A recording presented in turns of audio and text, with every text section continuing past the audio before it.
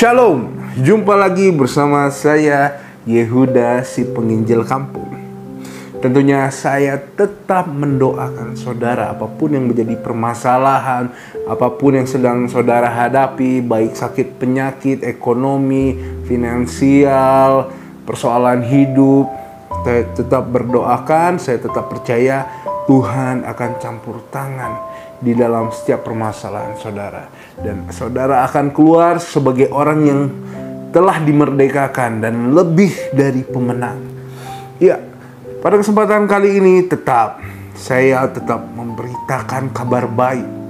Banyak orang yang bingung, apakah Tuhan orang Kristen itu tiga? Enggak. Tuhan orang Kristen itu adalah Yesus. Hanya satu, bukan tiga. Terambil di Kejadian 1 ayat 1 sampai 3, ayat 1 sampai 2 sampai 3, ayat 1 sampai 3. Pada mulanya Allah menciptakan langit dan bumi. Pada mulanya Allah. Bumi berbentuk dan kosong, gelap gulita, menutupi samudera raya. Dan roh Allah, di sini dikatakan roh Allah, melayang-layang di atas permukaan bumi. Ingat, yang pertama ada Allah, yang kedua roh Allah. Allah itu roh. Berfirmanlah Allah, dan Allah berfirman. Itu dia. Jadi Allah orang Kristen itu satu, hanya memiliki 3 pribadi ini. Ini dia. Jadi kalau ditanya apakah ada 3? Enggak. Tuhan orang Kristen hanya satu saja. Hanya satu. Yaitu siapa? Yesus Kristus. Allah yang telah turun ke dunia. Dia memperkenalkan diri sebagai manusia. Makanya banyak orang yang membatasi bahwa Tuhan dapat melakukan segala sesuatu. Tuhan dapat menjadi apapun. Tuhan bisa di sini dan Tuhan bisa di sana. Tapi terkadang pemikiran kita yang membatasi kehebatan Tuhan tersebut. Tuhan gak bisa ini, Tuhan gak bisa jadi ini, gak mungkin Tuhan jadi ini. Ya itu, pemikiran manusia itu terbatas. Karena sebab manusia tidak dapat memikirkan Tuhan yang menciptakan manusia. Itu dia. Makanya ketika saya menjelaskan pun mungkin cuma 15% atau mungkin nggak sampai 15% bisa ditangkap dengan logika. Jadi Allah nggak bisa dipikirkan oleh logika. Bahkan di sini dikatakan di 1 Yohanes 5 ayat 7 sampai 8, sebab ada 3 yang memberi kesaksian di dalam sorga, yaitu Bapa, Firman, dan Roh Kudus. Itu di dalam sorga, Bapa, Firman, dan Roh Kudus. Dan ketiganya adalah satu. Ketiganya adalah satu. Firman itu siapa? Pada mulanya adalah Firman, Firman itu jadi manusia, itulah Yesus. Allah mengutus Yesus. Setelah Allah mengutus Yesus, Yesus mengutus Roh Kudus untuk memateraikan setiap kita, untuk menjaga setiap kita. Yesus telah menebus dosa, bukan berarti kita tidak berbuat dosa. Bukan berarti kita tidak bisa lagi berbuat dosa. Kita masih tetap bisa berbuat dosa. Maka dari itu Yesus mengutus Roh Kudus supaya kita semakin kuat di dalam apa? Di dalam pengajaran Yesus Kristus. Yesus sudah membenarkan semuanya. Yesus datang untuk apa? Menggenapi hukum Taurat. Untuk menggenapi. Supaya apa? Supaya kita semua yang dulunya salah jadi dibenarkan. Itulah. Karena ada satu orang taat, semuanya dibenarkan. Makanya Yesus datang itu untuk menggenapi hukum Taurat. Dan setelah Yesus selesai dengan pekerjaan pelayanannya, Dia utus Rohnya yang kudus supaya apa? Bait kudus bukan lagi masalah tempat ibadah, enggak.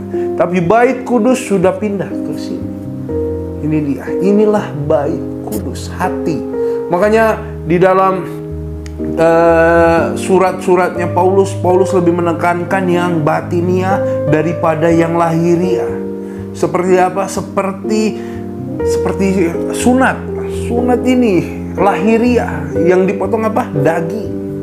Tetapi Paulus lebih menekankan apa? Hati. Sunatlah hatimu. Itu dia. lebih diutamakan yang batin daripada yang lahiriah. Percuma di luarnya kita bersih. Di luarnya kita bersih, di dalamnya kotor, jorok, kenajisan. Itu dia. Karena apa? Karena ada Roh Kudus yang bertahta sekarang.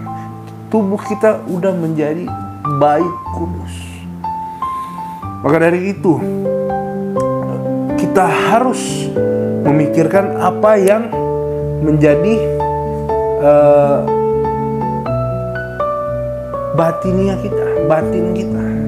Kita harus memikirkan hal-hal kerajaan sorga, bukan hal-hal duniawi, kedagingan. Itu dia. Kalau kita kembali lagi, apakah Tuhan Yesus ada 3, Tuhan Kristen ada 3? Enggak. Tuhan orang Kristen ada 1. Yaitu siapa? Yesus Kristus. Dia yang datang ke dunia, dia memperkenalkan diri, dia kenalkan namanya. Makanya Yesus mendapat kehormatan, dianugerahkan nama di atas segala nama, supaya dengan nama itu segala makhluk yang ada di bumi dan di bawah bumi bertekuk lutut. Setiap makhluk yang bernapas bertekuk lutut, menyembah. Itu dia. Makanya kita harus tetap bertekun. Buka hatimu.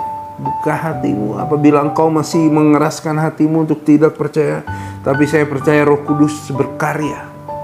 Sebab tanpa karya Roh Kudus engkau akan mampu mengatakan bahwa Yesus adalah Tuhan. Maka dari itu, ketika engkau dapat mampu mengatakan, mengakui Yesus adalah Tuhan, itu bukan hasil jerih payah orang, penginjil, baik saya, baik orang di luar sana, enggak. Bukan karena orang-orang hebat yang memberitakan Injil, enggak. Tetapi itu adalah karya Roh Kudus yang menggerakkan hati saudara. Maka dari itu saya tetap berdoa bagi saudara, kiranya saudara mau membuka hati, mau menerima Yesus Kristus sebagai Tuhan dan Juru Selamat. Izinkan Roh Kudus masuk ke dalam hatimu, menjadikan hatimu, dirimu sebagai bait yang kudus. Izinkan dia memerintah, bertahta di dalam hatimu. Saya tetap berdoa bagi saudara, kiranya Roh Kudus campur tangan dalam setiap permasalahan saudara. Terima berkat di dalam nama Tuhan Yesus. Shalom, salam penginjilan dari si penginjil kamu. Shalom.